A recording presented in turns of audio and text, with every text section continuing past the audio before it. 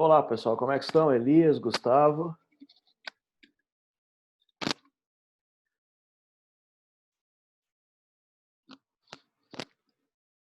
Conseguem me escutar?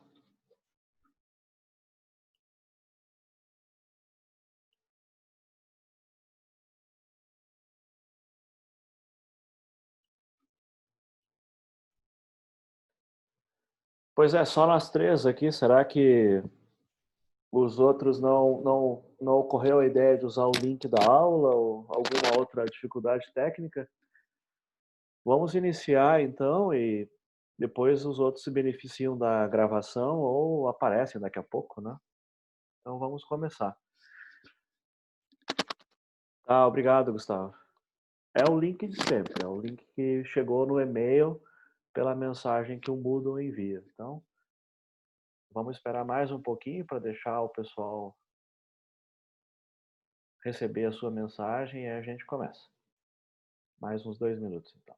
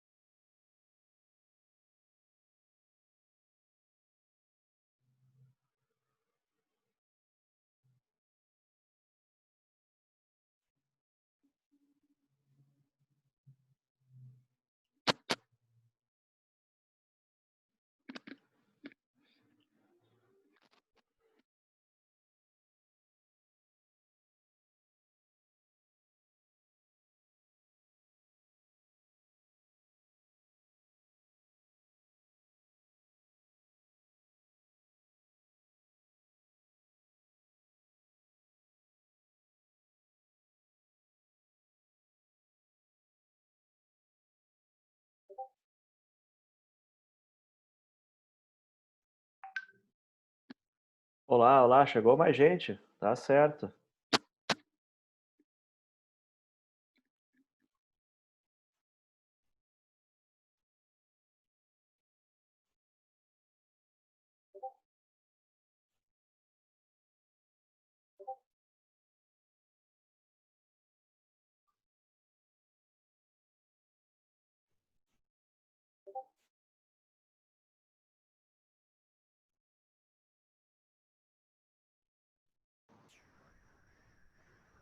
Mandei ali no grupo. Tá certo, muito obrigado. Que bom. Tá na caixa de correio de cada um também, naquela mensagem que o Moodle manda normalmente, né? É o mesmo endereço. Ótimo. Vamos esperar mais um minutinho, ver se chega mais um. E a ideia é a gente falar um pouco sobre array, sobre vetores. O motivo de falar array é que também serve para matriz. Então, o nosso assunto é vetores e matrizes. Matriz, quando a gente tem mais de um índice. Da última vez, a gente viu um exemplo com um índice, e aí é um vetor, e agora a gente vai ver com dois índices, o jogo da velha. A ideia do jogo é só para poder mostrar uma matriz 3x3. Então, vamos ver se chega mais alguém, a gente já começa.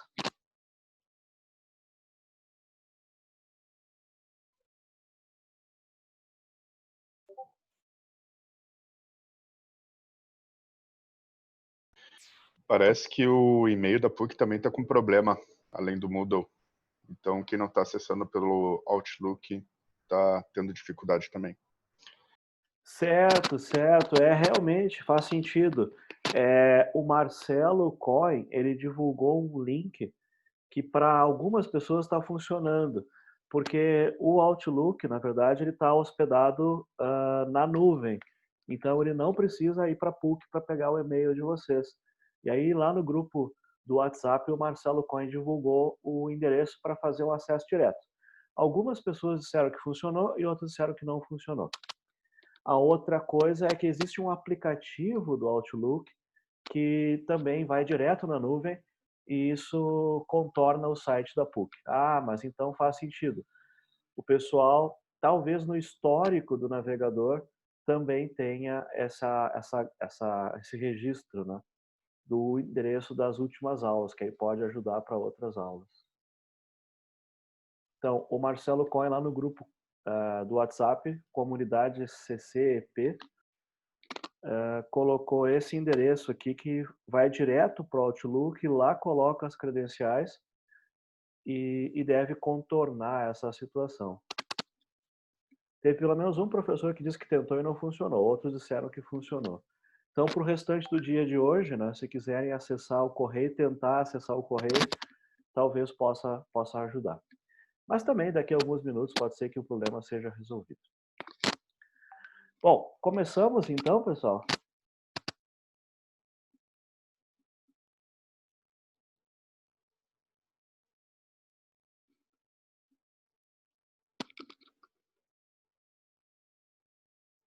Podemos começar?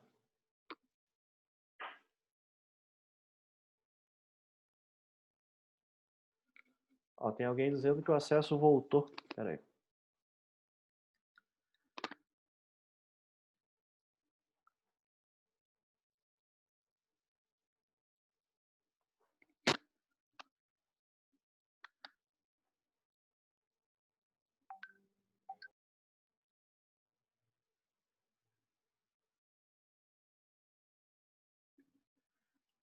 Então, pessoal, o serviço parece que está retornando, o site da PUC já retornou, o Moodle parece que ainda não, mas daqui a pouco ele já volta. Podemos começar então com o jogo da velha, pessoal? Vocês podem apertar o sim ou podem usar o bate-papo? Certo. Alguém já fez o jogo da velha? Já pegou no livro? Já se adiantou? Estava com tempo? Certo. A questão é, existe mais de uma maneira de fazer um programa. Esse que é a parte que eu acho que é a mais interessante, né? Assim como várias criações, elas têm um pouco assim da pessoa que cria. Então, em geral, uma criação ela é única. Ela é resultado do que aquela pessoa escolheu naquele momento. E algumas pessoas têm ideias recorrentes, né, repetidas, que vão mostrar uma certa marca assim da criação. A gente vê isso nas obras de arte, vê isso na arquitetura. Então é interessante assim, quando a pessoa faz o programa tem o jeito de programar dessa pessoa. Então a gente pode sair com fazer o jogo da velha funcionar, mas com uma cara, com uma apresentação ali no terminal bem diferente, com uma estrutura interna bem diferente. E isso eu acho que é uma das coisas mais interessantes. A gente tem várias formas de organizar a solução. O jogo da velha ele aparece agora nesse ponto justamente porque ele permite que a gente veja um vetor, só que na verdade não é bem um vetor. A palavra array em inglês ela significa para português tanto vetor quanto matriz. Então o jogo da velha é uma matriz. Então eu preciso de 9 células. Só que aí eu tenho linha e coluna. Né? Então a gente vai preferir isso na matemática usar uma matriz. No livro existe uma solução, né, que o livro oferece, no capítulo 7. Em outros livros de programação existem solução também. Na internet tem muita solução. Só que para nós agora, o ideal é que fosse uma solução feita em Java, usando o Scanner, usando o Systemout, senão vai ficar muito diferente dos outros programas. E também seria interessante que fosse uma solução que a gente pudesse aproveitar assim os conteúdos que a gente viu. Então, se a gente procurar na internet o jogo da velha, vai ter muita coisa disponível. Só que aí varia, às vezes tem interface gráfica, às vezes é para internet, às vezes é em rede. Então, na hora de procurar, é importante prestar atenção assim nessa complexidade. Eu vou tentar abrir a tela aqui para a gente conversar um pouco sobre o jogo da velha. Eu escolhi um jogo da velha, é uma implementação, a gente vai tentar fazer ela na medida do possível. Então, aqui tem o site da Wikipédia, não sei se vocês conseguem enxergar, tá tudo bem aí? Sim, não? Eu preciso saber se vocês estão escutando. Né? Então, o jogo da velha em português, aí o que eu gosto muito da Wikipédia é que ela tem a mesma informação em vários idiomas. Então, se a gente tiver curiosidade, em inglês o jogo da velha chama Tic-Tac-Toe. E esse nome em inglês nos ajuda a encontrar programas, porque muita gente programou em inglês, mesmo quem não é nativo da língua inglesa, programa em inglês. E aí a gente, sabendo que o jogo tem esse nome em inglês, assim como o 21 é Blackjack, a gente encontra bastante coisa. Então, aqui tem um pouco, estraga o jogo, né? A nosso motivo agora não é tanto o jogo em si, é o vetor. Então, aqui tem uma estrutura de 3x3. Essa estrutura é uma matriz. Então, a gente sabe que o primeiro valor aqui em cima, a primeira coordenada da matriz vai ser a 0, 0. Então, eu preciso de linha e coluna para falar da matriz. É por isso que o jogo aparece aqui, uma matriz pequena e que a gente consegue fazer alguma coisa. Só que aqui ele vai explicar o jogo, e quando ele explica o jogo, ele explica que existem estratégias. Então, na hora de fazer uma jogada, existe uma espécie de um algoritmo, e a gente tem prioridade a ganhar o jogo. Então, se a gente tiver duas peças, completa a terceira peça na mesma linha, a gente ganha o jogo. Se a gente não pode ganhar o jogo, a gente tem que tentar bloquear. Se o adversário tiver duas peças numa linha, eu preciso jogar a minha peça para bloquear a terceira posição. Ou então eu posso tentar fazer um triângulo. Eu posso tentar encontrar uma situação onde eu sempre tenho duas jogadas. Aí a pessoa bloqueia uma e não consegue bloquear a outra. Então, quando alguém está jogando o jogo da velha, depois de um tempo, não existem mais vitórias, existem apenas empates. Então, isso, para a teoria dos jogos, é também interessante, porque é um jogo que, a não ser que a gente se distraia, não existe como perder ou ganhar. Né? Os oponentes aprendem a se neutralizar e sempre vai dar empate.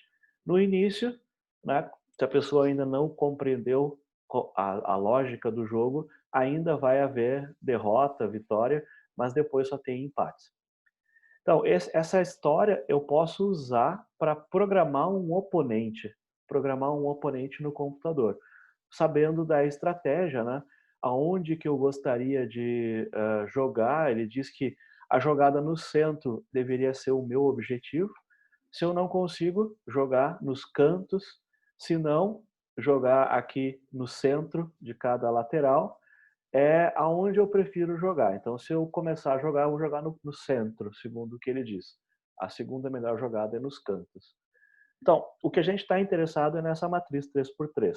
E aí, a gente tem que fazer um programa que ou o computador jogue contra nós, ou então que a gente permita que duas pessoas joguem de forma alternada. Um joga, depois o outro joga. O jogo pode ficar bem interessante, só que se ele for um jogo muito bom, o computador jogar muito bem, aí estraga o jogo, né? Porque aí a pessoa nunca pode ganhar. Então, se eu não me engano, se eu procurar jogo da velha no Google, ele traz um jogo da velha para a gente jogar aqui na tela. Vocês estão enxergando?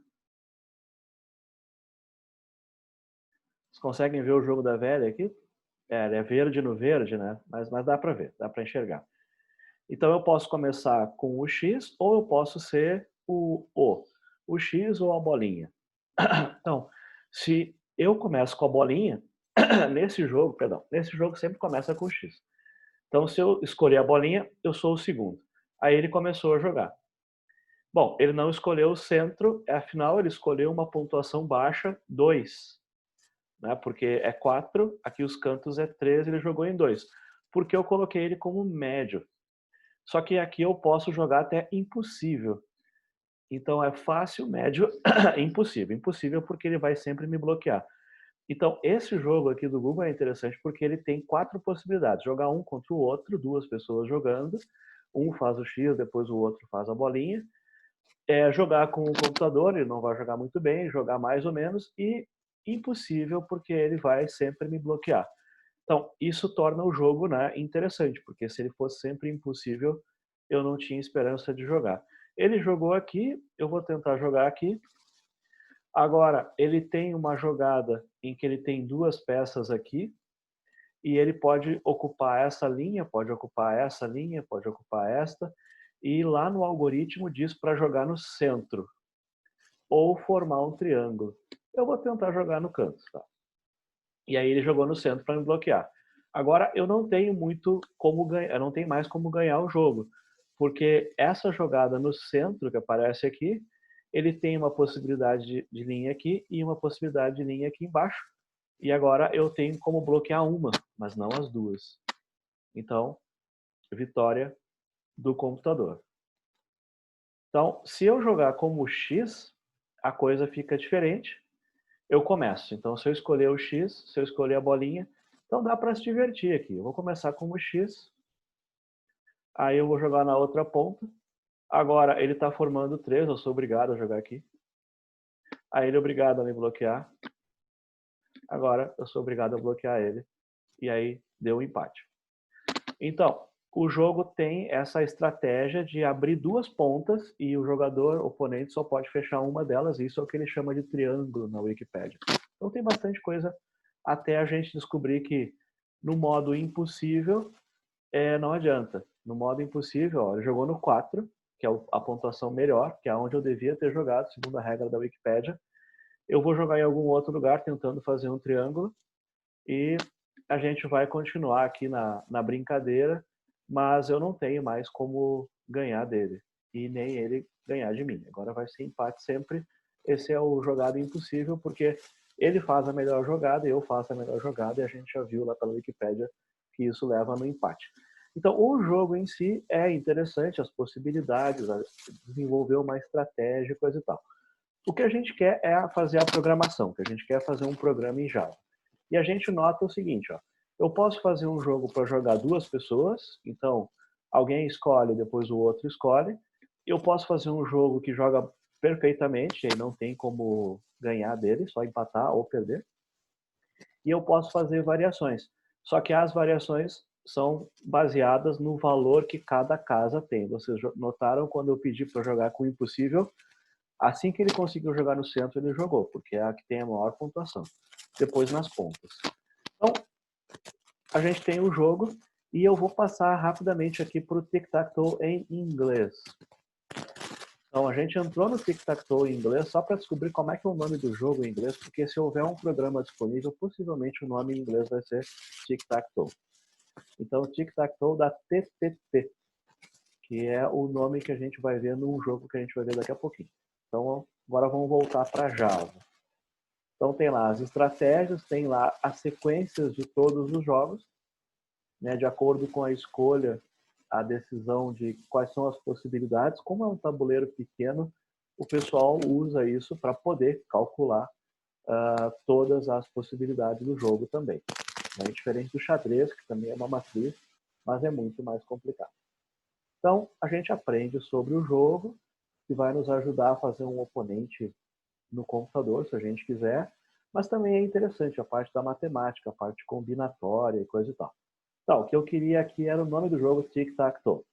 Agora, a gente pode, por exemplo, ir para o Google e procurar como programar Tic-Tac-Toe.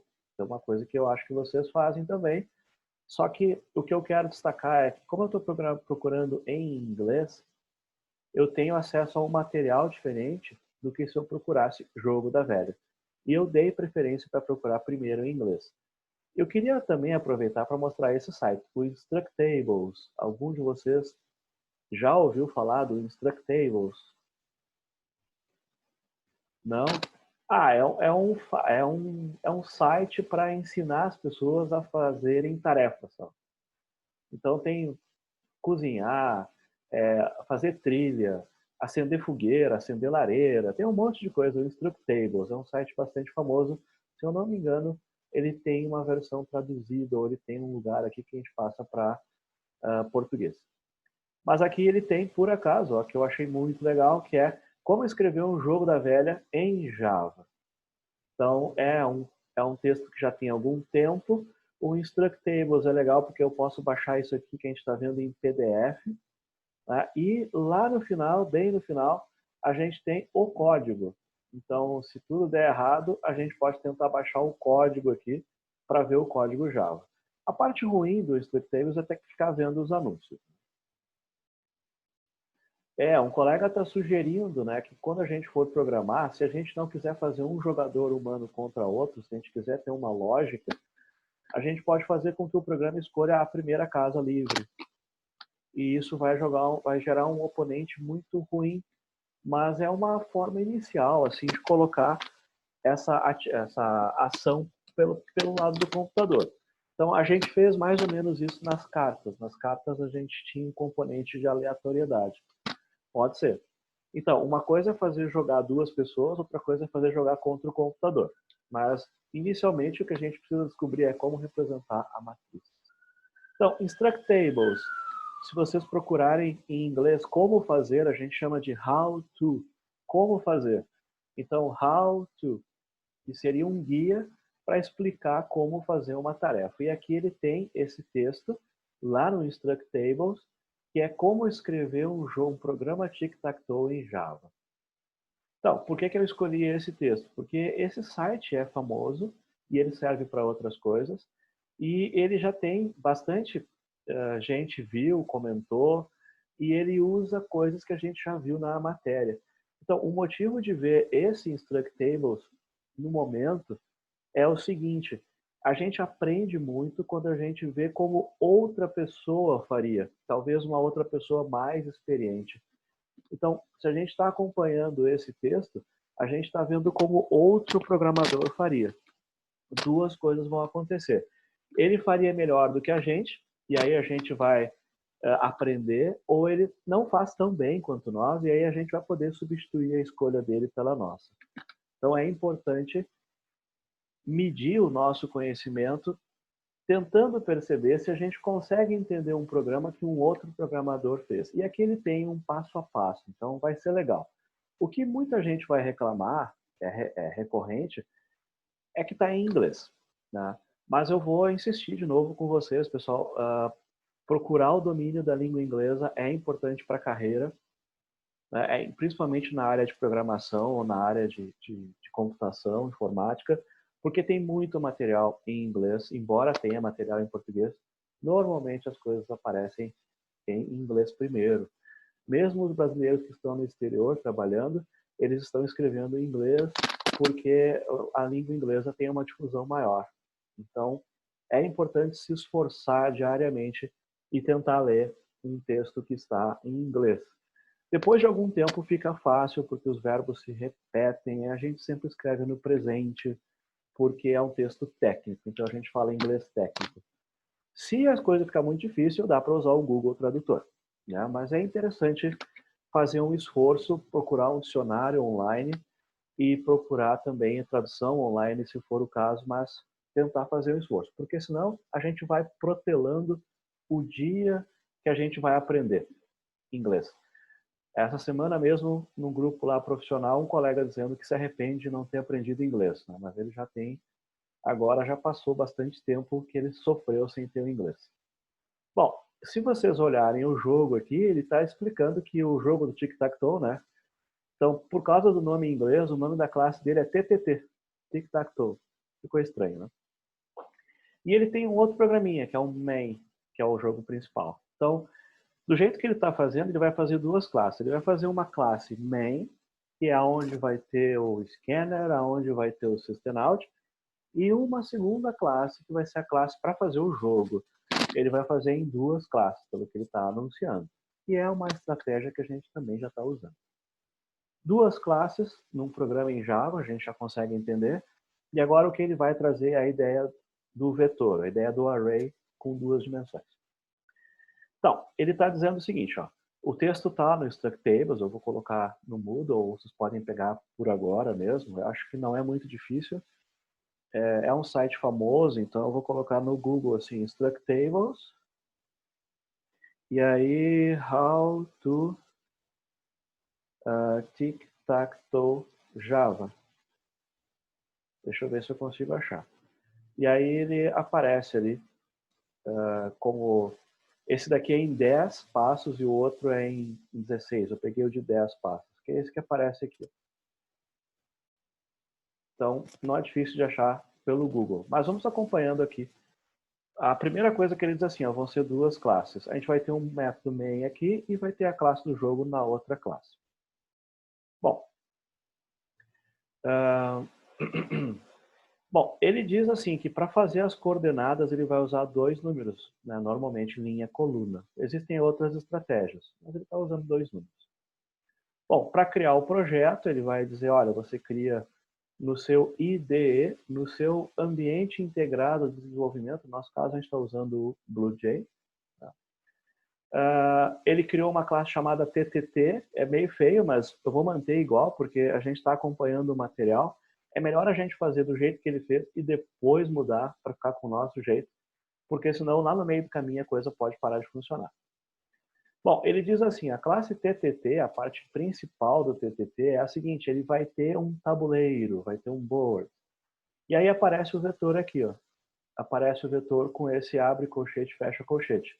Só que aí o colchete fecha e abre de novo, duas vezes. Então eu estou explicando que é um vetor de vetores. É bem complicado isso, né? É um vetor e cada posição do vetor em si também é um vetor. É um vetor de vetores. E isso vai dar o aspecto bidimensional do jogo. Tem uma coordenada para a linha, dentro de uma linha ela é formada por outro vetor que vai formar as colunas.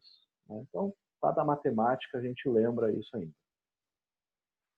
Bom, ele diz o seguinte, ó, que quando estiver jogando, a gente tem um jogador. E aí o jogador vai ser o X ou vai ser a bolinha.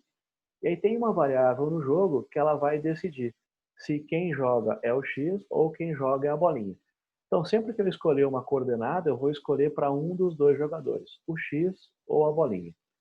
O jeito mais fácil de fazer o programa é fazer com que eu tenha dois jogadores humanos, eu não jogo contra o computador, que parece que é a estratégia que ele criou.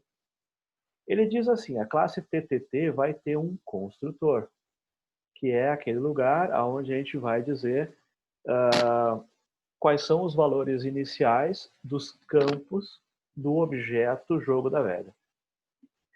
Ele vai ter lá um inicia tabuleiro, que vai colocar valores iniciais. Imagina, a gente tem três valores, ou a célula está vazia, ou ela está ocupada com um X, ou ela está ocupada com uma bolinha. Como a gente usa uma matriz de caracteres, uma matriz de CHAR, uma matriz de char, essa matriz de caracteres vai poder guardar letras e a gente vai escolher, então, possivelmente, espaço em branco, bolinha e X, para representar as três posições, as três possibilidades de cada célula. Ele vai ter um negócio que a gente já sabe fazer, né, que é o print board. O print board vai mostrar como é que está o tabuleiro. Ele vai fazer um teste se o tabuleiro está completamente cheio, então significa que não dá mais para jogar. Então, se o tabuleiro está cheio, ninguém mais pode jogar, o jogo vai terminar. Alguém pode ganhar muito antes do tabuleiro ficar cheio, então ele verifica, quando a pessoa joga, ele verifica se a pessoa que jogou ganhou. Então, cada vez que a pessoa joga, ele verifica se essa pessoa ganhou, porque só pode passar a ganhar quem está jogando. Né? Então, o outro não pode ganhar quando eu jogo. Então, no lugar de testar se o X ganhou, se a bolinha ganhou, ele testa só se o jogador atual ganhou, porque foi ele que colocou a última peça. Aí ele vai fazer uma coisa bem legal, que dá bastante estrutura para o jogo, que é a seguinte, ó, eu posso ganhar numa linha, eu posso ganhar numa coluna e eu posso ganhar numa diagonal. Então, qualquer linha, né, horizontal está cheia com a mesma representação, que tem que ser a representação do jogador atual. Se eu estou jogando com o X, se alguém ganhou foi o X, porque foi o X que se moveu por último. Então, ele vai ver se uma das três linhas está cheia com a representação do jogador atual. Se sim, ganhou.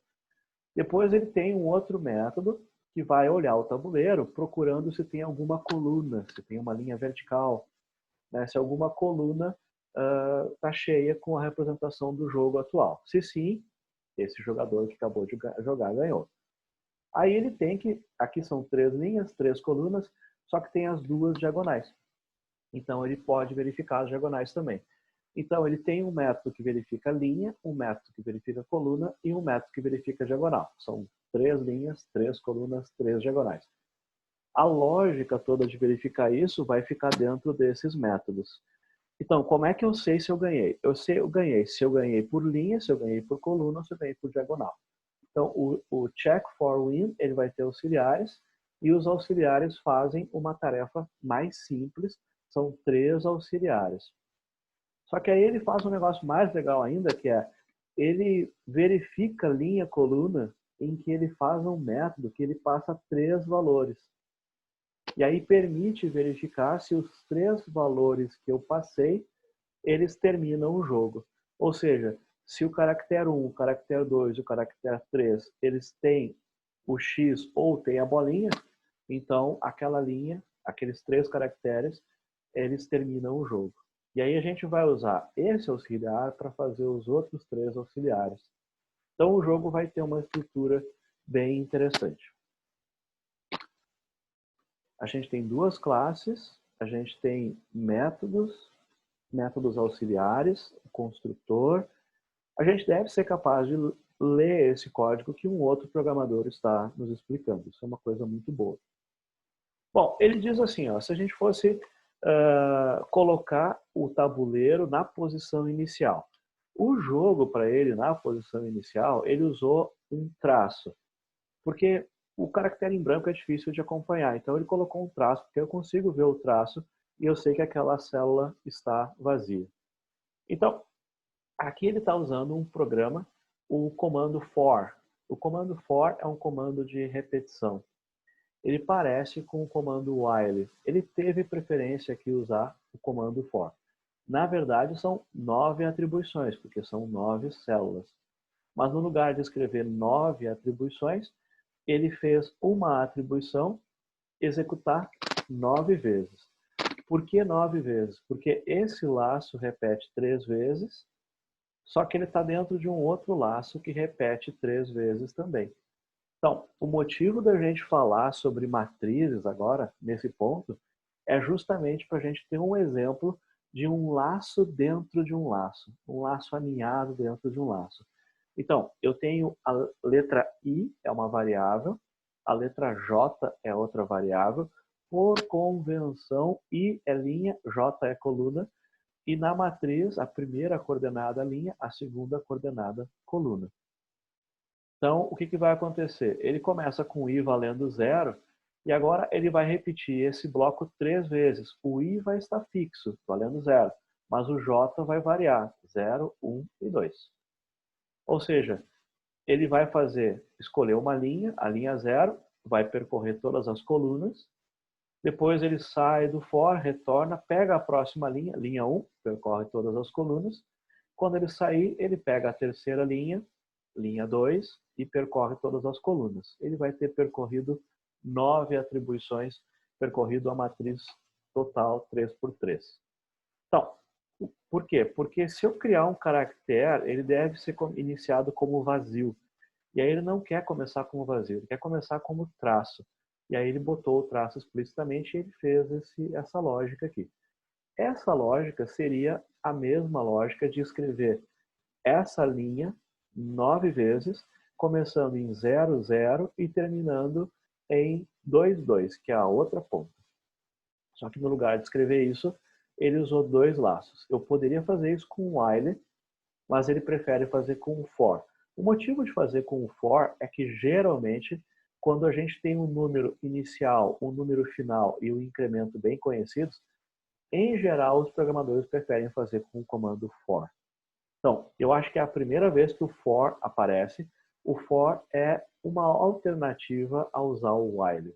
Então, eu posso fazer com for, posso fazer com while. Então, esse é o primeiro método. Quando o jogo iniciar, a gente vai usar esse método para colocar um traço em cada uma das 9 células. Como eu já disse, vocês podem fazer com while, vocês podem fazer com for, ou podem simplesmente fazer 9 atribuições. Todos os 3 vão gerar o mesmo resultado, que é encher a matriz com traços. Quando a matriz é criada, eu poderia colocar 9 traços diretamente dentro da matriz no momento que ela é criada. A gente não está fazendo isso, nem ele, nem a gente, porque a gente quer justamente mostrar o comando for. Mas eu teria outras maneiras de fazer esse laço. O importante é, quando esse initialize board estiver pronto, executado, todas as células da matriz têm um traço dentro, tem um hífen dentro.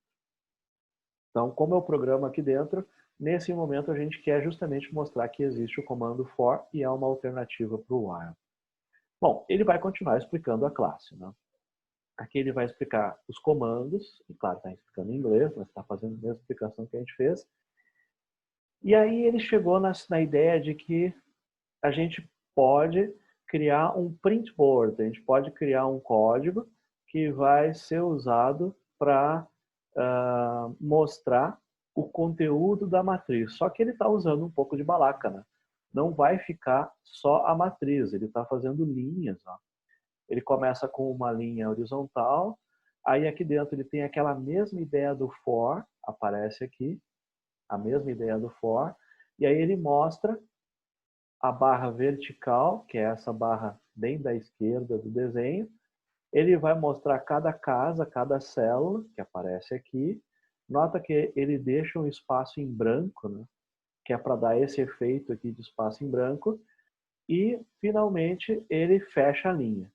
Então, ele vai fazer isso 3 vezes. Ele começou a primeira linha, fecha a primeira linha, fecha a segunda, fecha a terceira.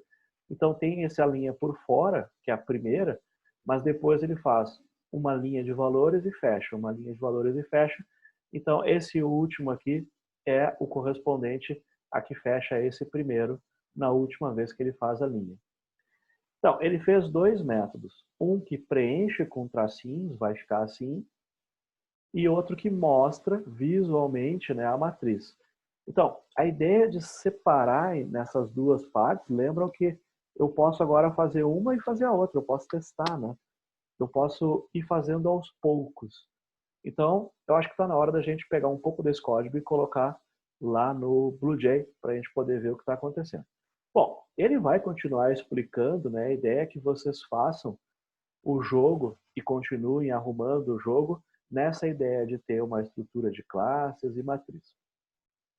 Deixa eu ver se eu consigo, o que eu consigo fazer aqui. Eu vou abrir o BlueJ e a gente começa a escrever o código. Ô, senhor, Por favor. só uma pergunta. Eu não entendi aonde que ele botou no código pra... No caso, ele bota o I e o J e daí ele vai fazendo um traço, né? Aham. Só que eu Isso. não vi onde no código que ele bota e o traço vai pra baixo, pra não ficar tudo só numa linha. Ah, certo. Vamos abrir isso agora. Vamos abrir agora. Aham. A gente chama isso de controle, né? Que é uma maneira de fazer com que a variável que controla a posição tenha o valor que a gente quer. Então, sim, tem que ter uma maneira de fazer isso. O que eu vou tentar mostrar agora, eu vou fazer com o for e fazer sem o for. E aí, eu acho que, na verdade, o que a gente vai notar é que o for, aquele trocar a linha, fica na mesma linha, da onde está a palavra for, ficam os 3 controles, primeiro valor, último valor e também o incremento. É por isso que eu acho que não deu para ver. Vamos olhar agora, vamos olhar agora. Eu vou fazer uma vez com o while e vou fazer outra vez com o for.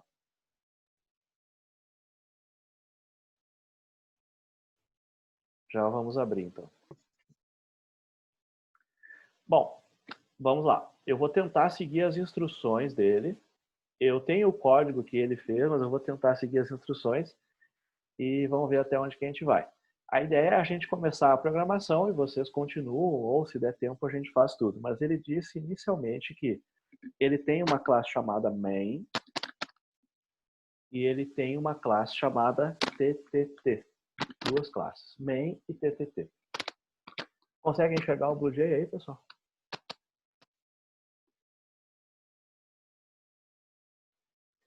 Main e ttt. O ttt é tic-tac-toe. Eu confesso que eu achei feio. E o main também eu não gostei muito. Mas como a gente está seguindo as instruções, é mais interessante que a gente mantenha as escolhas. Quando o programa funcionar, aí a gente volta trocando o nome de classe, trocando o nome de variável, mantendo o programa funcionando. Não é uma boa ideia seguir as instruções e depois resolver ser rebelde. É melhor seguir as instruções como estão ali. Então ele disse assim, lá no ambiente que ele usa para programar, ambiente é esse programa, né? que é o BlueJ para nós, mas para ele deve ser outra coisa pelo desenho que aparece aqui, não é o BlueJ. Ó. Mas ele diz que tem uma main e tem um TTT. Essa é a parte que eu fiz. Eu criei um main e um TTT. Na verdade, o main, a gente sabe que essa classe, a função principal dela é ter um método main. E esse nosso programa vai ter um scanner. Então,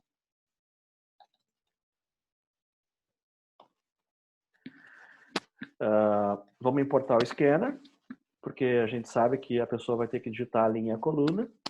Eu já vou colocar um main, porque o programa vai começar a execução por aqui.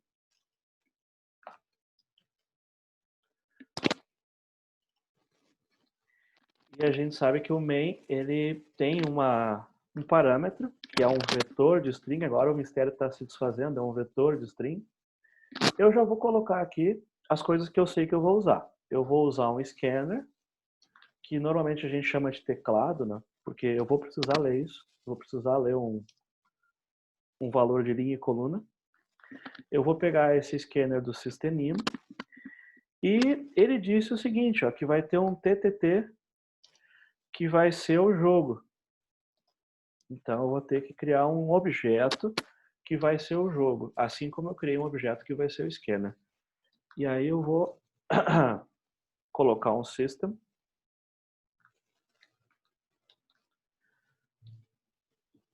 E jogo da velha, porque eu não li as instruções ainda, mas pelo que eu entendi é o que ele vai fazer. Ele vai ler do teclado, ele vai mostrar com system out, ele está usando system in e system out, para nós é importante porque é o que a gente viu até agora. Só que ele criou uma classe para ser o jogo. E aí ele vai criar um objeto que vai ser a representação do tabuleiro do jogo. Não só o tabuleiro, mas também quem é que joga e coisa e tal. Então a gente diz assim, a classe main tem um método main e esse método usa como auxiliar um objeto da classe TTT. É o que aparece aqui por causa dessa codificação. Dentro deste método, desta classe, eu fiz uma nova dessa classe. Eu fiz um novo scanner também, mas ele não mostra, porque o scanner não é parte do meu projeto diretamente. Bom, então, tem o main e o TTT. Qual é a estrutura que a gente está esperando? Que o main tenha como auxiliar a classe TTT. Então, daí que a gente entende a estrutura. Por isso que o BlueJ está nos ajudando com essa linha aqui. Porque quando eu escrevi esse new jogo, essa variável que aparece aqui, ela usa uma outra classe. Ou seja, se eu apagar a classe TTT, o main para de funcionar porque a classe desapareceu, a classe que eu estou tentando usar. Por isso a gente fala que o main tem uma dependência com o TTT. Se eu apagar o main, o TTT funciona. Ele nem sabe que o main existe, por isso que a setinha está apontando para o TTT. Agora, se eu apagar o TTT, o main para de funcionar porque desapareceu uma classe. Então, isso é mais ou menos o que ele está explicando aqui. Mas eu vou tentar agora chegar no código dele. Então, ele diz o seguinte, ó. A gente vai começar a classe TTT. Ela tem duas coisas. Ela tem uma matriz, que é o tabuleiro, e vai ter também uma marcação, um caractere, que é X ou bolinha, para dizer quem é que está jogando. Então, lá na classe TTT, agora vai começar a desaparecer o mistério e vamos começar a programar a classe. Ele me disse que a classe vai ter duas variáveis. Então, vai ser lá um char board. Board é tabuleiro, a mesa, né? E aí vai ter um outro char que ele chama de current player mark, que seria a marca do jogador corrente. Ele diz para nós assim, ó, que vai ser X ou bolinha. X ou bolinha. Então pode ficar assim, X ou bolinha. Só que o tabuleiro ele é formado, cada célula do tabuleiro é formada por um caractere. Então são 9 caracteres. Só que aí ele diz assim, é um vetor de caracteres. Aí ele diz, não, é uma matriz de caracteres. Ah, tá, é um vetor de vetores. A gente acaba lendo assim. Aqui eu digo assim, é um vetor de caractere. É isso que é a matriz. Então, a gente está imaginando que a estrutura tem uma coordenada para a linha e uma coordenada para a coluna, mas eu não falei o tamanho da estrutura ainda. Então, se eu compilar, fecho aqui, ó, fecho aqui também, compilar o main, ou compilar tudo apertando aqui. E agora a gente sabe assim, ó, se eu pegar o TTT e criar um objeto TTT, e eu pedir para olhar o conteúdo, o objeto TTT, ele tem uma matriz e um jogador corrente. Nota que o jogador corrente está em 0000 no padrão /U, que é o padrão Unicode. Ou seja, não tem um valor útil aqui, não é nem traço, nem X, nem O. E a matriz está apontando para null. O vetor null é aquele vetor que eu esqueci de fazer o new. Lembram da última vez que a gente conversou? Então, assim, eu já tenho duas variáveis. Uma é uma matriz, a outra é uma variável simples, só que eu não tenho nenhum valor útil dentro delas ainda. Então, o programa começou, tem a estrutura, né, como se eu tivesse lá o lugar para guardar as coisas. Eu tenho 9 caracteres, na verdade, eu tenho uma matriz de caracteres formando o tabuleiro e tenho um caractere para dizer quem é que joga. Então, começou. Aí ele diz o seguinte, ó, que a gente vai ter um construtor, public TTT. Por que isso? Porque quando eu criar um objeto do tipo TTT, é esse método que vai ser chamado. Então, ele diz que a gente tem esse aí, ó, public TTT. O que está acontecendo aqui? Esse public TTT, ele vai ser chamado no momento em que o programa principal fizer esse new aqui. Quando eu faço esse TTT parênteses, na verdade, eu estou chamando esse método. Esse método trabalha somente junto com a palavra new. Nota que aqui não tem void, não tem nada, é um método especial. Então, por exemplo, ó, se eu colocasse um system out aqui,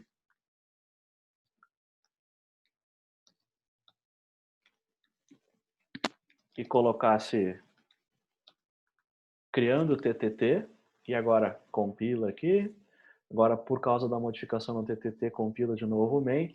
Se eu mandar o main executar, vocês vão ver, ó, que aparece criando TTT e depois jogo da velha.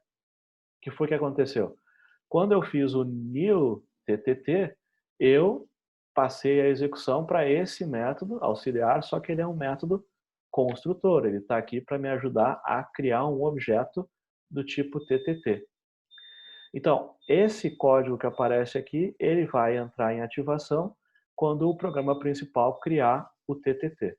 Eu não posso chamar TTT sem o new, porque ele é especificamente um método construtor, que só pode ser chamado com new. Então, esse assunto a gente já falou rapidamente, mas é ideal fazer esse projeto para ir reforçando esses conceitos.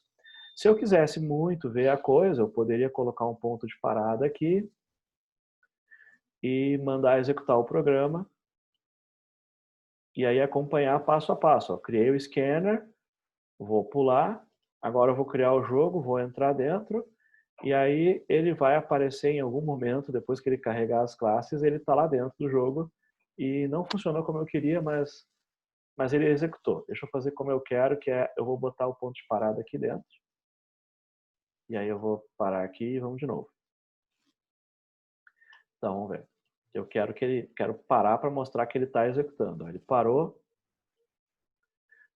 dentro da execução do programa principal. Vamos lá. E ele fez uma outra parada porque ele executou o construtor. E aí agora ele voltou para o programa principal e fez o jogo da velha. Nota que aparece criando o TTT porque eu primeiro crio o tabuleiro e depois eu dou o jogo da velha. Por isso que ele aparece antes. Então, é só para mostrar que quando eu faço um new TTT, o que eu faço é executar este método aqui.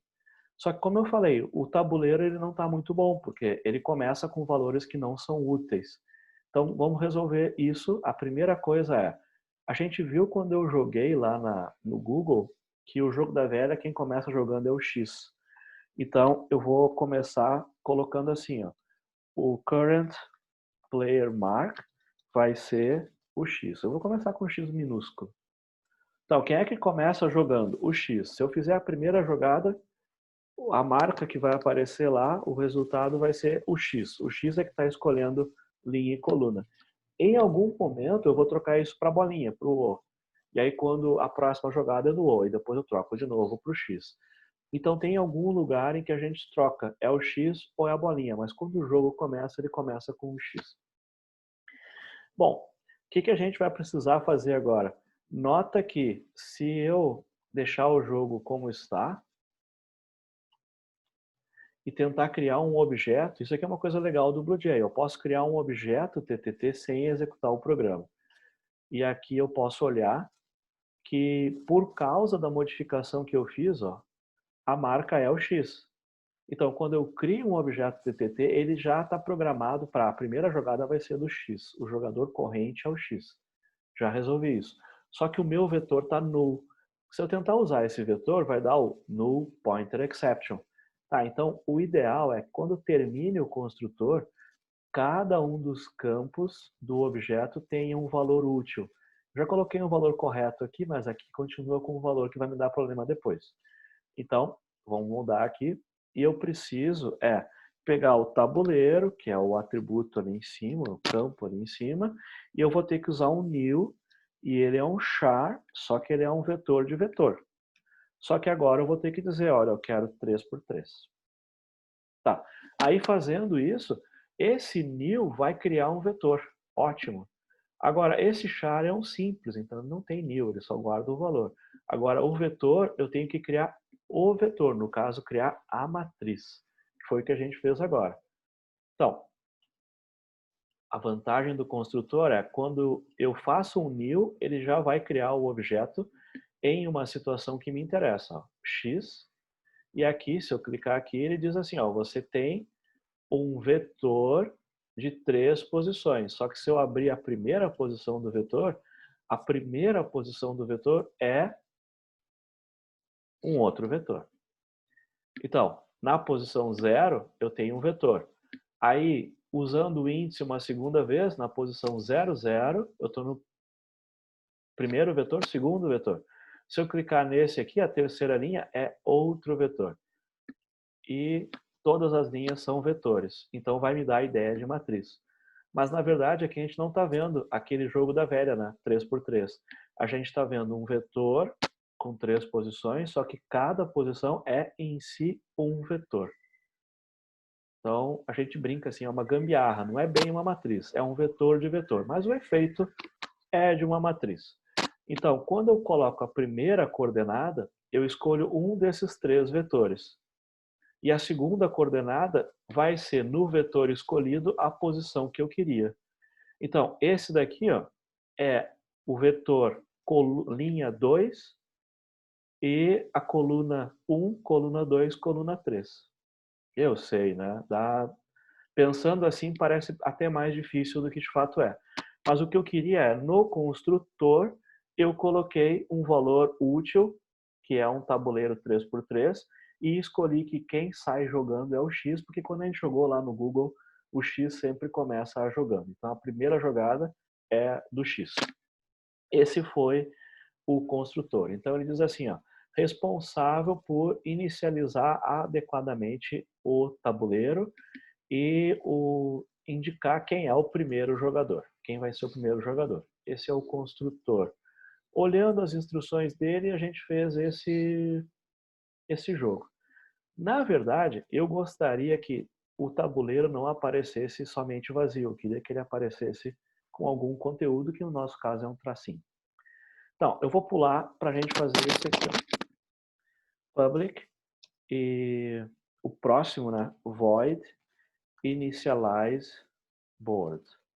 Então, o initialize board vai ser um outro código auxiliar que ele serve para colocar no tabuleiro, em cada coordenada, ele coloca um valor. Então, na posição 0, 0, linha 0, coluna 0, o programador disse que a gente vai começar com um traço. Então, lembra que é um vetor de vetores, né? Então eu posso trabalhar assim, ó. Eu sei, é chato, mas eu posso. Né? Então, eu posso colocar lá linha 0, coluna 0, linha 0, coluna 1, linha 0, coluna 2. E agora a gente vai repetir isso.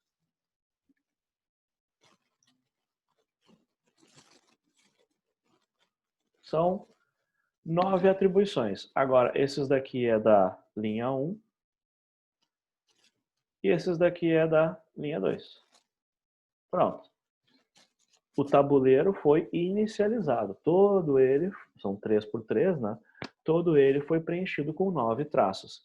Esse é um código que usou somente atribuições. Então ele é bem mais simples em estrutura do que o código que aparece lá no tutorial. É uma opção. Mas o que ele tentou fazer lá? Ele tentou fazer diferente. Ele tentou fazer de maneira que eu tenha a atribuição uma única vez e um bloco de controle faz a repetição da atribuição ocorrer 9 vezes.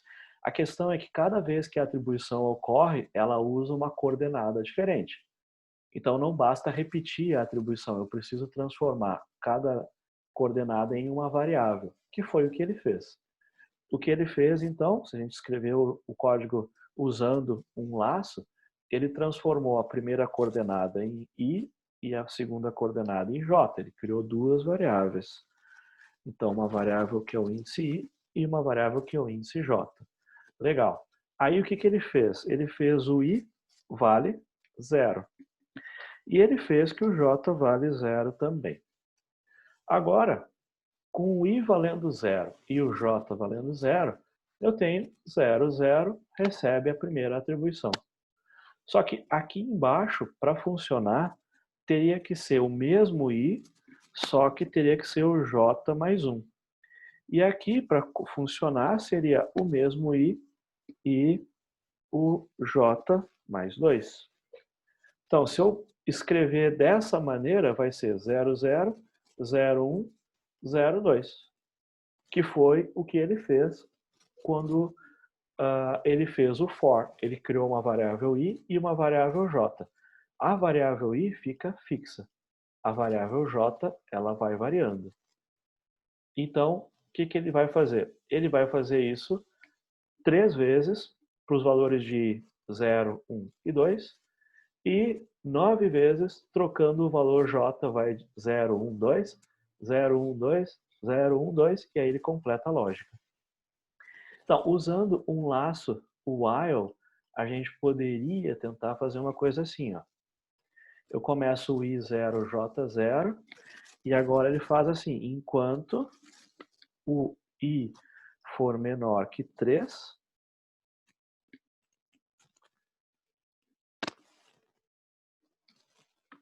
enquanto o i for menor que 3, ele vai pegar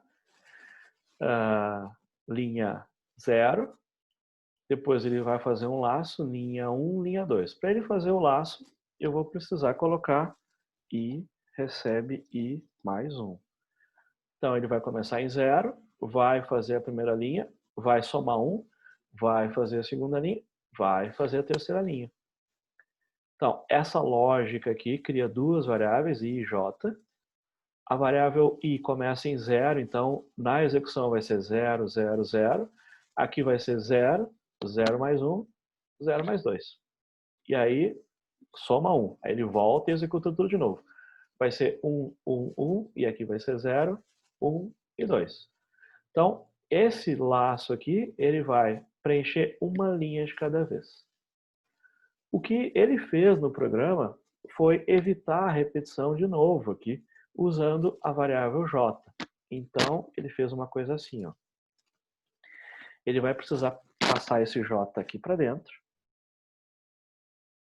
Por quê?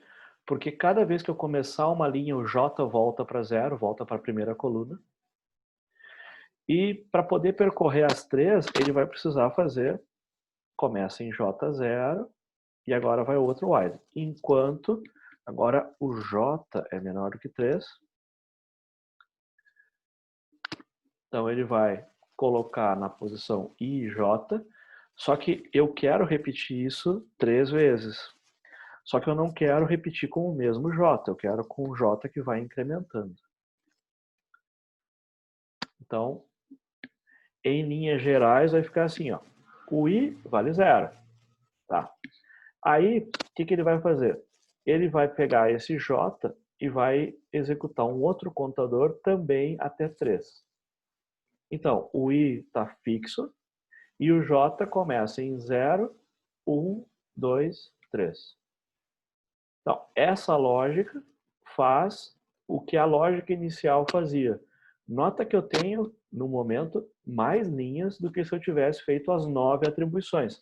Mas a gente espera que, se tudo estiver certo, esse código tenha o mesmo resultado que as 9 atribuições. Por que a gente está usando esse código? Porque o controle do I e do J agora fazem parte da lógica do programa e antes faziam parte da minha digitação. Eu poderia ter feito uma das 9 coordenadas erradas, principalmente no copiar e colar. E agora o programa funciona colocando o número correto. Mas o importante é, o I começa em 0, só que o J, a cada início de linha, ele volta para 0. Bom, esse é o Initialize Board. A gente viu 3 maneiras de fazer. Só com a atribuição, são 9 células. Eu consigo fazer. Mas e se fosse 30 por 30 o tabuleiro? Aí não daria para fazer com atribuição, sem perder muito texto para fazer aquele monte de código 30 vezes 30 linhas. 30 ao quadrado linhas. Não ia dar. 3 vezes 3 ao quadrado dá 9, a gente fez à mão. Mas se fosse 30, 300, 3000, aí eu teria que fazer o laço que está aqui. Eu estou usando o while. O exemplo usa for. While e for eu posso usar um ou usar o outro. Só que no while, assim, esse é o primeiro valor, esse é o controle do último valor, e esse aqui embaixo é o incremento a cada execução. Aqui eu tenho o primeiro valor, o controle do último valor, e aqui eu tenho o incremento. Essa lógica com o contador sempre tem 3 partes. Primeiro valor, último valor e o incremento. Então, esse é o comando while. No comando while fica mais fácil de ler, porque esse negócio está antes do while, então ele só ocorre uma vez. Esse negócio está no finalzinho do bloco que o while controla, então ele vai acontecer uma vez a cada repetição. E esse laço aqui, esse máximo, começa em 0, vai somando 1 de cada vez, então vai dar 0, 1, 2. Ele não chega a formar o 3, porque ali é menor. Então, essa é a lógica com o while. Deixa eu mostrar aqui como é que é a lógica que ele fez com o for. Então, esse bloco que aparece aqui no BlueJ, ele é equivalente a esse bloco que aparece aqui no exemplo do InstructTables. Aqui eu usei o while, aqui eu usei o for. Quando a gente começa a programar, é mais fácil entender que o programa veio, fez i igual a 0, entrou i menor que 3, vai executar isso daqui. Como ele avança de 1 em 1, vai executar 0, 1, 2 e vai embora. E acabou. Esses mesmos 3 controles aparecem no for. A vantagem do for é que eles aparecem na mesma linha. Primeiro valor, último valor, incremento. I++ é a mesma coisa que recebe I mais 1. Então, é uma questão de gosto. Esse é o operador de autoincremento. Mais significa a variável recebe a variável mais 1. Só que tem que usar assim, vazio, não posso colocar a atribuição junto. Então, esse código que aparece aqui, o comando for, substitui o while, aonde eu tenho valor final, fica aqui no meio, entre os pontos e vírgula, o valor inicial fica no início, e o incremento fica aqui no final. São 3 partes. No while ele aparece aqui, e no outro aparece aqui também, só que no for as 3 partes aparecem na mesma linha. Então, eu posso usar o while, posso usar o for. A gente prefere usar o for quando eu tenho números. Começa em 0, vai até 2, avança de 1 em 1. Então, esses 2 códigos devem gerar o mesmo resultado. Quem quiser ficar no while, a impressão que a gente tem no while é que a gente tem um código mais longo, né? Porque tem 1, 2, 3 linhas. E aqui no for escreve tudo na mesma linha, e aí dá a impressão que o programa é bem menor. Então muita gente gosta do for por causa disso. O problema é, quando o for executa, ele executa até o ponto e vírgula uma única vez, antes de começar a execução. Ele faz esse teste logo em seguida, então dependendo do teste, já na primeira tentativa de execução já não vai acontecer nenhuma execução, e depois ele incrementa ao final de cada execução desse bloco de controle. Então, essa parte e essa parte vão ficar posicionadas como se eu tivesse feito um while assim. O for é um comando que é mais enxuto, só que eu tenho que lembrar dos 3 compartimentos quando é que eles vão ser executados. Deixa eu ver se o programa funciona conforme esperado, porque o nosso próximo método é o método que mostra o tabuleiro. E aí esse método que mostra o tabuleiro usa o comando for para poder fazer as repetições. Então ele vai ter que mostrar 9 células. Basicamente, mostrar o tabuleiro seria alguma coisa do tipo print board. E aí a gente vai ter um bloquinho aqui para mostrar o tabuleiro. Então, toda vez que eu chamar print board, ele vai mostrar na tela o tabuleiro. Ele não vai retornar um texto com o tabuleiro, ele vai mostrar o tabuleiro na tela. E aí seria mais ou menos uma coisa assim, um print ln, ops. E dentro desse print ln vai ter um certo conjunto de tracinhos. Eu vou ser preguiçoso, botar um conjunto aqui, depois eu vejo se era isso que eu queria. Se vocês estiverem imaginando assim, vai ter 4 linhas, né? A primeira, segunda, terceira, quarta. São 4 linhas. 4 linhas é o que vai aparecer na tela, formando o desenho que a pessoa vai reconhecer como sendo o desenho do tabuleiro. Uma coisa mais ou menos assim. Bom, eu não terminei o print board, mas eu já posso testar. Como é que eu vou testar isso? Eu vou criar um objeto e agora eu vou chamar o print board. Quando eu chamei o print board, apareceram as 4 linhas. Tá? Eu não coloquei o conteúdo, eu só coloquei o print. Então, quando eu chamei o print board, apareceu aqui na tela 4 linhas, que é o resultado desse método que eu estou testando individualmente. Então, é legal poder testar o programa aos poucos. Eu já fiz um método inicial, aí tá, ele mostra 4 linhas. Tá indo, tá indo. Só que, o que eu vou mostrar? Eu vou mostrar, na verdade, eu quero mostrar a primeira célula. A primeira célula seria uma coisa do tipo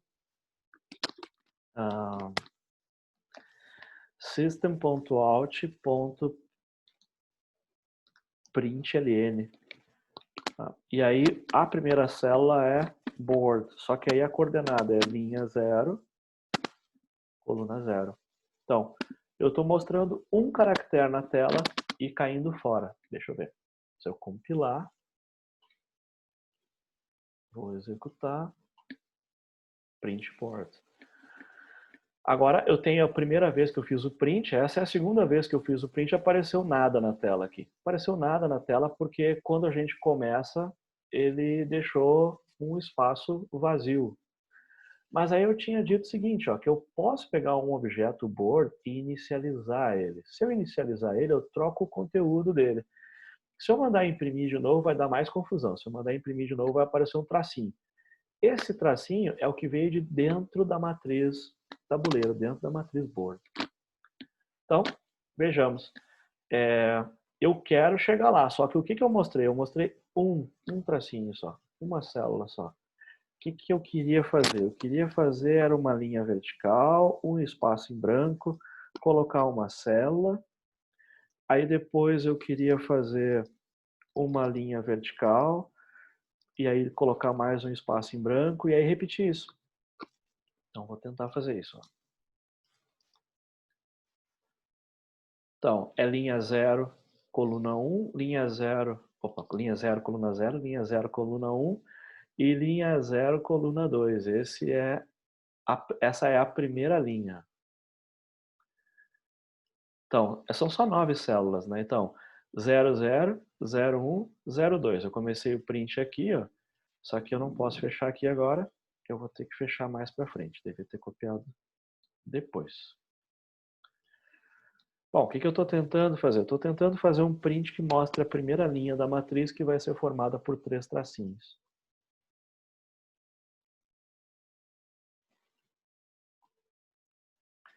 Vou executar e aparece assim, ó, com espaços. Aí vou chamar o initialize board, que aí ele vai colocar os traços dentro da matriz, e aí quando eu mostrar o tabuleiro, agora já aparece, ó, tem 3 traços. Dá para ver que eu tenho um traço a mais do que eu precisava, meu chute ali foi bom. Eu tenho um traço a mais, então vamos voltar lá no programa e tirar um tracinho desse vertical aqui. Então, esse aqui foi linha 0, coluna 0, linha 0, coluna 1, linha 0, coluna 2. Poxa, eu posso fazer isso para o resto também. Eu estou preferindo fazer diferente do que está lá no Instruct Tables para, sabendo o que tem que aparecer, fica mais fácil, eu acho, de entender o código que está lá. Então, esse é linha 1, esse é linha 2. Então, vocês notam que tem uma certa lógica, assim, que é isso que ele vai explorar para usar a repetição. É linha 0, todo mundo linha 0, todos na linha 1, todos na linha 2. Depois coluna 0, coluna 1, coluna 2. Eu usei o print ln, então eu mostro uma linha de cada vez. Vai ter lá um caractere. Isso tudo aqui vai virar um caractere, que no momento é um tracinho. Agora, vamos tentar ver se isso já está funcionando. Vou lá compilar o TTT, vou criar o objeto. Ah, deixa eu ver, eu vou lembrar de inicializar primeiro e agora eu vou fazer um print para testar. O print para testar apareceu o terminal, só que eu fechei o terminal, acho eu. Agora eu vou abrir ele de novo. Então, essa aqui foi o último print. A caixinha já está alinhada. Sempre vai ter um caractere, então o alinhamento não vai mudar. O tabuleiro já está sendo mostrado conforme ele esperava. Só que o código do Instruct Tables, ele é mais, assim, digamos, inteligente que o nosso. O nosso foi feito na atribuição. Ó. São 9 células. O dele é quase isso. Nota que ele fez um for para repetir para cada linha. Porque ele fez essa mesma ideia que a gente fez no primeiro. Olha, eu tenho isso daqui, na verdade, eu tenho a primeira linha, aí eu mostro a linha do jogo e eu mostro a linha do jogo de novo. Ah, então peraí. Aqui é 0 até o final, aqui é 1 até o final, aqui é 2 até o final. Ah, peraí. Então a gente pode fazer assim, eu posso criar uma variável i, que vai ser a linha, o i começa em 0. Tá. Aí, se o i começa em 0, eu posso colocar o i aqui e não vai mudar nada. Ó. Continua tendo o 0 na primeira coordenada. Se eu tivesse a chance, eu poderia fazer um i, recebe i mais 1 aqui, e na sequência eu troco e mantenho o i aqui embaixo. Se eu mantenho o i aqui embaixo, essa linha e essa linha são iguais. O que muda é que entre uma execução e outra, eu aumentei o valor do i. E aqui embaixo a mesma coisa, só que agora eu vou trocar para i. Então, com essa mágica, a gente fez 3 linhas cujo código é idêntico, só que o valor de i está sendo alterado. Espera aí, tem um jeito ainda melhor de fazer isso. Eu quero que isso execute 3 vezes. Então, o que ele fez? Ele faz uma vez, e agora, enquanto o i for menor que 3, com i valendo 0, ele vai executar isso. Cada vez que ele executa uma linha, ele aumenta o valor do i. Então, esse meu código, ele usa um while para mostrar uma linha de cada vez. 3 linhas, ele roda 3 vezes. Mas isso a gente se dá conta quando a gente faz sem o while depois, pois é, eu podia ter repetido. Mas, com um pouco de prática, a gente já faz direto. Initialize board, print board. E em algum lugar daqui está o terminal. Vou limpar ele. E vamos lá. Opa, print board. Então, beleza. Dá o mesmo efeito. Só que o meu código é um pouco diferente do que era o código anterior. Eu mandei executar 3 vezes. Eu sei que olhando assim, como é 3 por 3, parece que o código só com atribuição, só com uma linha repetindo, copiando e colando, parece bem mais fácil de fazer. Mas a gente já aproveita para testar esses controles. E por que a gente tem um while dentro do outro? Porque esse é um tipo de controle interessante, né? Só que é 3 vezes para o primeiro while, 3 vezes para o segundo while, essa linha executa no total 9 vezes. Agora falta esse miolo aqui, ó. Que lá no código dele, ele trata assim, ó, tem um for, e aí tem a primeira coluna, aí depois tem 3 vezes cada valor, e a sua barra, e depois ele troca de linha. Vocês notaram aqui que ele usa print e depois println. Por quê? Ele vai mostrar o primeiro pedaço com o print, ele fica na mesma linha. Depois ele mostra 3 vezes esse código ficando na mesma linha. Quando ele terminar de mostrar 3 vezes, ele bota um println para passar para a linha de baixo. Só que para poder fazer igual que ele fez, eu vou precisar de um J. E eu vou começar J valendo 0. Poxa, mas eu preciso fazer com 2 whiles? Não dá para deixar como a gente fez no início? Até dá, só que a gente aprende mais sobre controle se a gente fizer dessa outra maneira. Como fazer para dar o mesmo efeito? Essa é a nossa dificuldade. Então, esse primeiro pedaço aqui, ele vai fazer uma única vez. E quando terminar de fazer a repetição, ele vai fazer um print para trocar de linha, uma única vez também. Então, o bloco que vai ficar na repetição é esse bloquinho do meio. O que ele vai querer fazer? Ele vai pegar esse bloco do meio, que vai pegar o tabuleiro e colocar um valor aqui. Só que para fazer isso, esse valor tem que variar. 0, 1, 2. Então vai ter uma variável j para fazer isso. Então, nesse ponto, o j vale 0. Eu nunca usei o j antes desse ponto. Então, eu posso tirar daqui e trazer para mais perto do uso. Então, vai cair fora daqui. Poderia ficar lá em cima, mas eu estou usando a mesma lógica que eu usei aqui em cima. Então, o j começa em 0. Agora eu vou ter um outro while, só que esse while vai precisar ser sobre o j. E agora a gente vai pegar esse bloquinho que mostra uma célula e repetir ele 3 vezes. Então, eu estou tentando manter mais ou menos a organização do initialize board. 2 variáveis. A primeira variável eu já vou usar nesse while, então ela começa inicializada já. Só que aqui nesse caso, como eu estou fazendo um print, eu precisei mostrar uma linha antes do while. Por que antes do while? Porque essa linha é a primeira linha e depois, cada vez que eu mostrar 3 valores, eu faço uma linha de novo. Então, eu tenho que botar uma linha antes a mais ou uma linha depois a mais. Ele resolveu, no nosso exemplo, botar uma linha antes a mais. Bom, aí agora ele mostra primeiro caractere da linha, só que tem que ser com print. Porque ele vai colocar 2 caracteres na tela e ficar esperando aqui no canto para mostrar o próximo caractere. E o próximo caractere vai ser o valor, valor que está dentro da matriz, seguido de um espaço, que isso vai acontecer 3 vezes. Então, o que vai acontecer é que vai ficar um caractere, uma barra, 3 vezes. No final vai ter um espaço em branco a mais, mas na tela não faz diferença se tem um espaço em branco a mais ou não. E depois que ele terminou de preencher a linha, ele tem que passar para a linha de baixo. Então esse println está aqui para isso. E agora que ele está na linha de baixo, ele põe uma linha cheia. Então, essa lógica aqui substitui a lógica anterior, usando comandos de controle no lugar de copiar e colar que a gente fez. Essa ideia de comandos de controle, ela pode crescer para um tabuleiro muito grande, enquanto copiar e colar estaria muito sujeito a erros. E imaginando um tabuleiro 300 por 300, que seria um jogo tipo Minecraft, assim, um pedacinho da tela, seria muito ruim ter que colocar cada print, cada atribuição com copiar e colar. Seria absurdo. Então, aqui, embora sejam só 9 células, a gente está exercendo o controle. Deixa eu tentar compilar e vou executar de novo.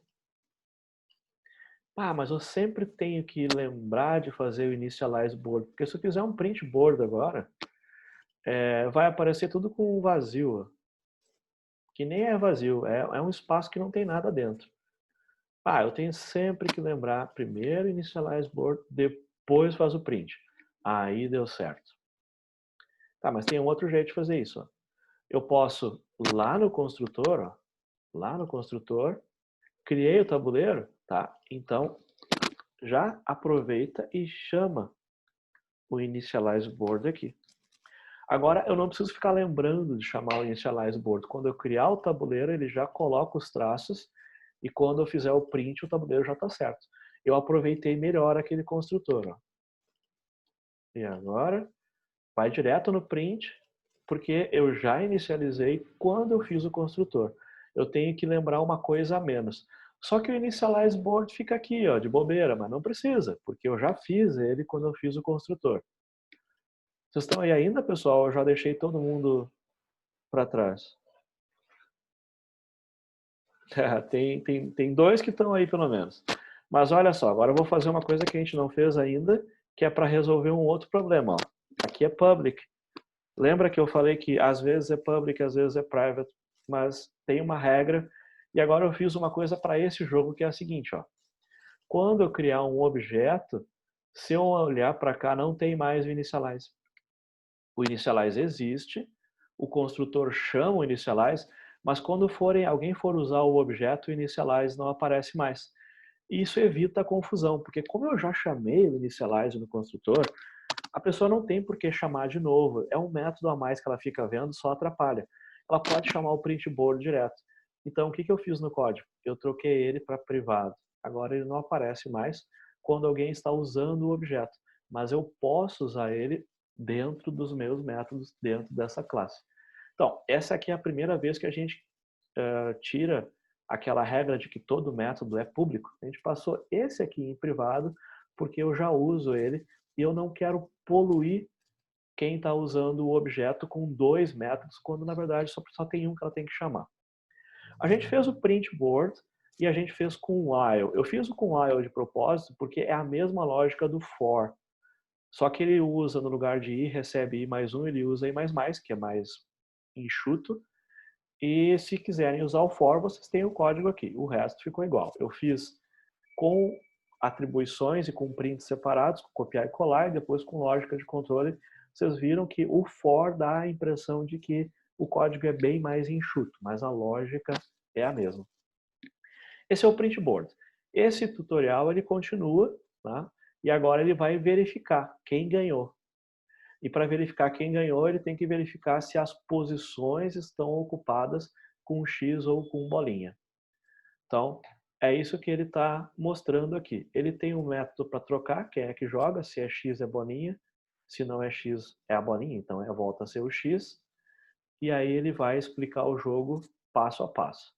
Aqui é legal porque ele usa também o do while, que a gente não tinha usado ainda, mas o do while vai mexer um pouco na lógica. Do while, a gente tem usado o while. Então, esse projeto mostra o for, mas não precisou usar, mas vocês vão querer usar depois de um tempo. E mostra o do while, que não precisa usar, mas que a gente vai usar depois de um tempo. Então, esse teste que ele faz aqui, se eu usasse o while, esse teste seria antes. Tá? Então, naquele código que a gente passou, i recebe i mais um é a mesma coisa que escrever i mais mais. Então, o programador profissional prefere isso. I mais mais. I recebe i mais um. Então, se eu tiver uma variável a mais mais significa a recebe a mais um. E a menos menos, a recebe a menos um, porque é muito comum. Então, aqui tem um do while.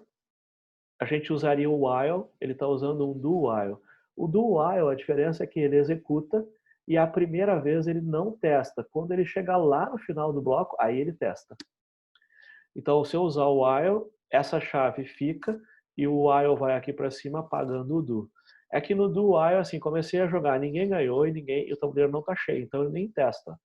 Ele executa. Depois da primeira jogada que ele vai jogar. Uma questão aqui até de preferência.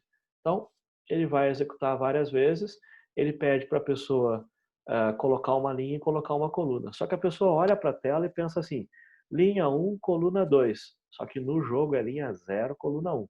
Então ele lê um valor e decrementa 1, porque a matriz começa em 0 e o jogador olha para a tela imaginando que a primeira linha é a linha 1. Então ele faz um menos 1 aqui. Bom, o jogo está completo. Ele aparece aqui no site, ó, no finalzinho, tem todo o código, mas é legal que vocês tentem ler as instruções e tentem ir trazendo o código que ele mostra para ver se o jogo vai funcionar. Se não funcionar, usa o código que veio junto com o exemplo. Eu vou deixar no Moodle esse endereço, o endereço da Wikipédia e o programa que a gente fez até agora. Certo, pessoal? Então, aqui, ó, onde tem J++, é uma outra forma de escrever J recebe J+1. A outra forma de escrever. Então, a gente gosta. Só cuidado, vocês têm que botar o ponto e vírgula e não pode botar o sinal de igual quando usa o J++, porque aí bagunça tudo. O J++ já é equivalente a J recebe J+1. A lógica é assim, essa variável e essa são a mesma. Então, basta escrever J++ que ele vai expandir para o comando completo. Então, a gente está fazendo um jogo, é um jogo da velha, um jogo que tem duas dimensões, então eu tenho que usar um laço dentro de outro laço. Como é 9 células apenas, são 9 células apenas, eu não precisaria fazer o laço. Mas a gente sabe o que a gente tem que escrever e depois a gente troca para usar o laço. A gente fez até agora o while. O que apareceu nesse programador é que ele está usando o for, que é uma escolha interessante, porque vai fazer com que eu elimine 2 linhas do código. O código vai parecer bem mais enxuto, né? Mas dá para fazer com while também. Então, esse projeto eu gostaria que vocês tentassem completar usando o material do Instructables, que tem um programa em Java, usando os métodos que ele oferece ali. Certo, pessoal? Muito obrigado, então. E tentem fazer o jogo da velha, continuando ele lá no BlueJ. Perguntas aí, pessoal? Pedro?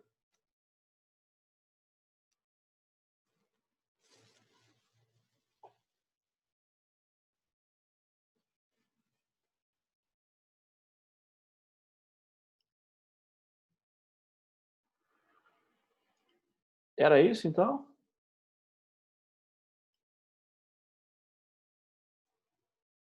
Pedro, queres perguntar alguma coisa? Já passou? Já resolveu?